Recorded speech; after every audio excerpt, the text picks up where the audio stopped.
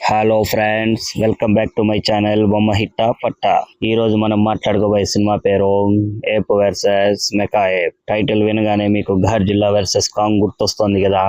వెంటనే ఆలోచనని మైండ్ లోంచి డిలీట్ చేయండి. ఎందుకంటే అక్కడ 100 కోట్లు ఖర్చు పెడితే ఇక్కడ 100 రూపాయలతో కానిచ్చేశారు. అసలు ఈ సినిమా ఎందుకు తీశారంటే మనలాంటి వాళ్ళ సహనాన్ని పరీక్షించడానికే తీసినట్టున్నారు. హాలీవుడ్ లో ది అసైలం అని ఒక ప్రొడక్షన్ కంపెనీ ఉంది.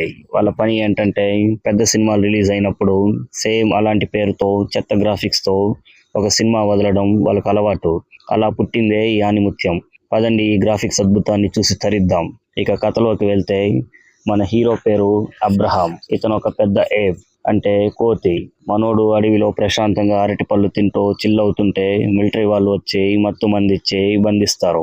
ఎందుకంటే అక్కడే ఉంది అసలు ట్విస్ట్. మన విలన్ల దగ్గర ఒక మెకా ఏప్ ఉంటుంది. ఇది చూడటానికి ఎలక్ట్రానిక్ షాప్ లో దొరికే చైనా బొమ్మలా ఉంటుంది, కానీ దీని పవర్ మామూలుగా ఉండదు. రష్యా వాళ్ళు ఈ మెకా ఏప్ ని తయారు చేస్తారు, ఎందుకంటే అమెరికాని నాశనం చేయడానికే. ఈ మెకా ఏప్ కంట్రోల్ తప్పి సిటీని నాశనం చేయడం మొదలు పెడుతుంది. అప్పుడు మన అమెరికా మిలిటరీకి ఒక ఐడియా వస్తుంది. ఇనుముని ఇనుముతోనే కోయాలి, కోతిని కోతితోనే కొట్టాలి అని. మన అబ్రహం గారిని రంగంలోకి దింపుతారు.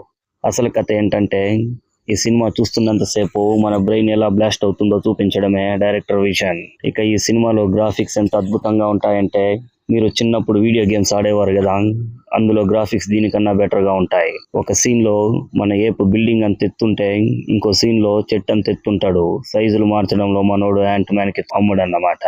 ఇక ఆ మెకా ఏపుని చూస్తే ఇంట్లో ఉండే మిక్సీ గ్రైండర్ కి కాళ్ళు చేతులు పెట్టి నడిపించినట్టుంటుంది. అది నడుస్తుంటే వచ్చే సౌండ్ కన్నా మన బ్యాక్గ్రౌండ్ లో వచ్చే నవ్వు సౌండ్ ఎక్కువ ఉంటుంది.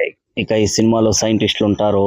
వాళ్ళు ల్యాబ్ లో కంటే మేకప్ రూమ్ లో ఎక్కువసేపు ఉన్నట్టు అనిపిస్తుంది. కీబోర్డ్ మీద ఏదో పిచ్చి పిచ్చిగా టైప్ చేసి హ్యాకింగ్ సక్సెస్ఫుల్ అంటారు.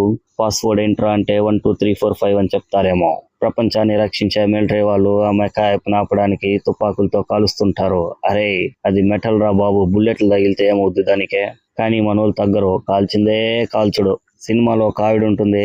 అబ్రహాం ని కన్న కొడుకులా చూసుకుంటుంది. కోతి అరుస్తుంటే ఆవిడ ఇంగ్లీష్ లో ట్రాన్స్లేట్ చేస్తూ ఉంటుంది.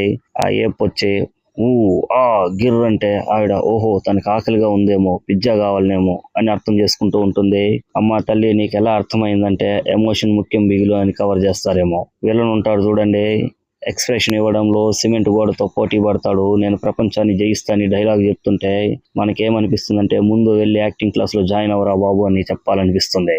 ఇక ఫైనల్ గా క్లైమాక్స్ విషయానికి వస్తే అసలు గొడవకి కారణం ఏంటో తెలియదు గానీ 2 కోతులు సిటీ మధ్యలో కొట్టుకుంటూ ఉంటాయి. ఈ ఫైట్ చూస్తుంటే ఇద్దరు చిన్న పిల్లలు పార్క్ లో బొమ్మల కోసం కొట్టుకున్నట్టుంటుంది. బిల్డింగ్లేమో కూలిపోతూ ఉంటాయి, కానీ ఆ బిల్డింగ్లు చూస్తే థర్మాకోల్ షీట్ లా కనిపిస్తూ ఉంటాయి. కార్లు గాల్లో ఎగురుతుంటాయి. ఫైనల్ గా మన అబ్రహం ఆ మెకా యాప్ని ఎలా ఓడిస్తాడంటే ఒక పెద్ద బండరాయిని తీసి నెత్తి మీద వేస్తాడన్నమాట. వావ్, టెక్నాలజీని రాతి యుగం టెక్నిక్ తో కొట్టాడనమాట. సో ఫ్రెండ్స్, ఇది ఏప్ వర్సెస్ మెకా ఏప్ కథ. ఈ సినిమా ఎవరెవరికి రికమెండ్ చేస్తానంటే మీకు నిద్ర పట్టకపోయినా, మీ ఫ్రెండ్స్ ని టార్చర్ పెట్టాలనుకున్నా, లేదా జీవితం మీద విరక్తి పుట్టినా, అలాంటప్పుడు ఈ సినిమా తప్పకుండా చూడండి. నా రేటింగ్ 0/5. ఇలాంటి మరిన్ని అద్భుతమైన రివ్యూల కోసం మన ఛానల్ ని సబ్స్క్రైబ్ చేసుకోండి, లైక్ షేర్ కొట్టండి, గంట కొట్టడం మర్చిపోకండి.